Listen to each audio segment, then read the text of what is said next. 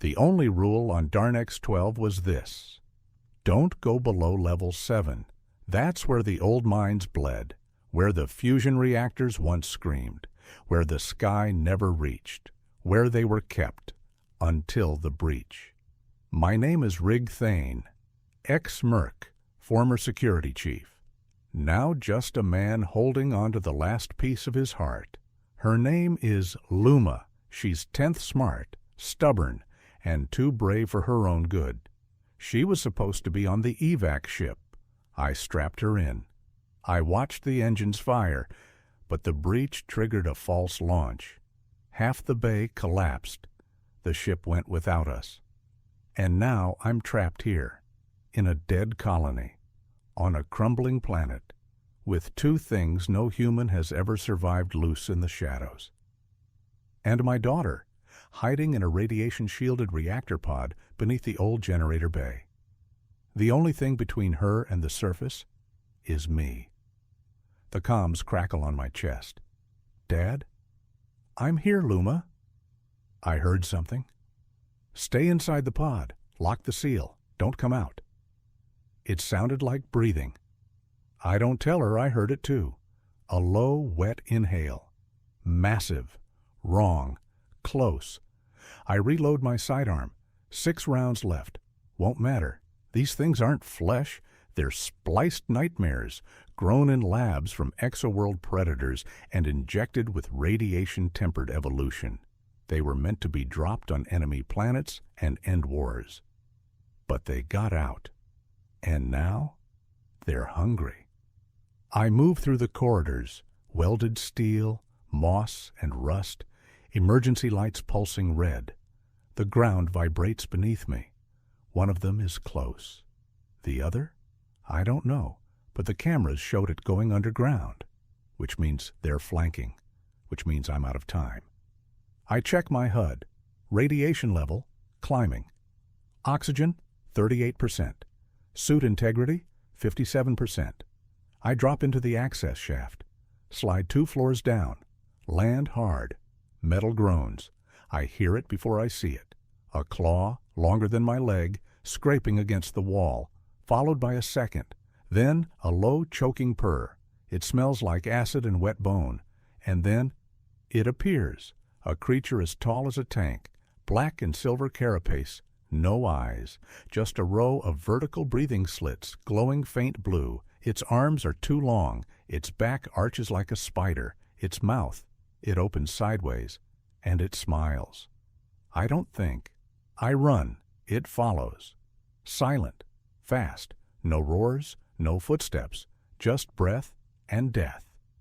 I dive into a fuel pipe, slide through grease and filth, and exit into Bay 14. A flash of movement. Too late. The second one is here. This one is white, not bone white, albino reactor burned white.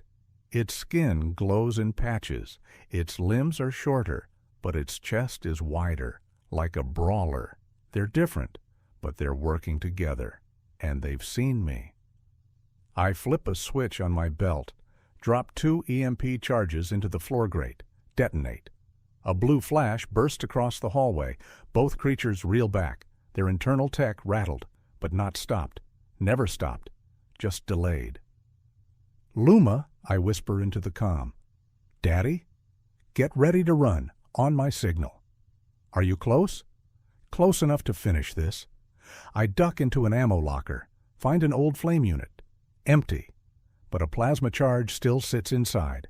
I rip it out, jam it into a metal rod, light the fuse, improvise spear. Not smart, not safe, but mine.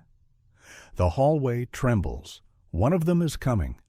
I grip the weapon tight and remember her voice when she was 4 years old, sitting on my shoulders under the twin moons. You'll always protect me, right? With everything I have. It's not a promise now, it's a mission. The black one lunges first. I dodge, barely. Slam the rod into its side. The plasma explodes in sparks. Its armor sizzles.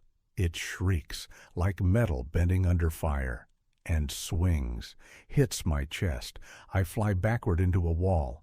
My suit fractures. Pain shoots through my ribs, but I get up because she's still waiting. I lead it down the hall, toward the reactor, toward her, because this ends there, one way or another.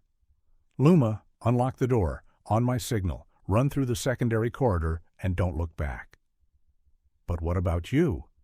I'll be right behind you. She pauses. Then, I love you. I love you more. I step into the corridor. See the beasts coming from both sides now.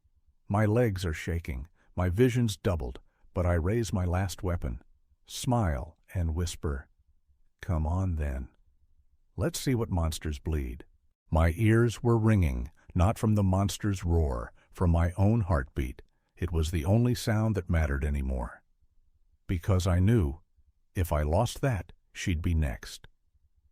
The corridor was narrow, steam, sparks. Metal groaned all around me. The two creatures advanced, the black one slithering low, claws twitching, the white one hulking upright, shoulders scraping the ceiling. I held my last weapon, a rod with a melting plasma core, and I ran, straight into the one on the left. It lunged, but I ducked, rolled beneath it, slashed upward. The blade caught flesh. Steam hissed. It screamed, not like a beast, like a thing offended that it had been touched.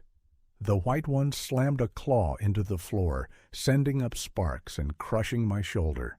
I screamed, fell. The black one moved in, and then I heard her. "Dad!" The reactor bay door was open.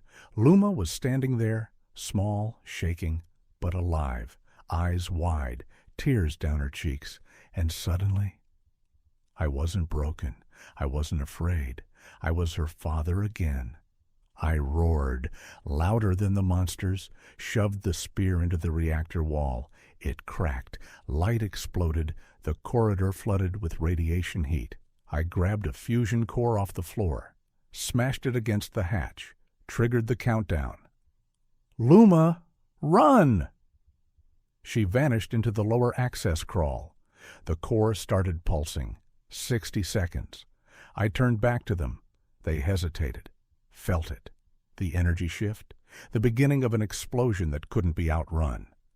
I raised my arm, tore off my comm, and shouted, "You came here for a hunt? Then die like prey." I threw the fusion cell right between them and ran down the corridor into the fuel shaft, through fire and memory. Every step burned, every step cracked bone, but I didn't stop, because she was still ahead, because she needed one more second, one more breath. The explosion ripped through the compound, tore steel like paper, collapsed walls, blew fire across the jungle canopy. The monsters screamed. One was incinerated instantly. The other, I don't know. I didn't wait to find out. I reached the base of the landing bay, collapsed, coughed blood. The override beacon was blinking. One last shuttle was inbound. An auto-drop evac from the orbit rig. Luma was there, holding it, sobbing. "You came back? I told you. I thought—" "Shh. We don't break promises." The shuttle docked. She dragged me inside, laid my head in her lap, wrapped my broken body in a heat blanket, and whispered stories the whole flight back into orbit. When I woke again, I was in a medbay, high orbit, safe. She was asleep in the chair beside me, her hand in mine. The med officer looked at me like I was a ghost. "Sir, no one's ever come back from Darnex." I didn't answer, because I wasn't listening. I was looking at her. The reason monsters bled that day. Not because I was strong, not because I was ready, but because some things are worth losing everything for. Months later, they sent a team to survey the ruins. They found traces of both creatures, but only one corpse. The black one was gone, burned into the walls. The white one, never confirmed, but at the crater's edge, they found a single mark carved into the steel, a child's drawing of a man holding hands with a little girl, and beside them, 2 claw marks, crossed out. They made it a warning, but I don't think it was. I think it was a memory, left behind by something that understood. We weren't the real monsters, and one of us had finally proved it. I'm not a hero. I'm not a soldier anymore. I'm just her father. And if hell itself comes calling again, I'll answer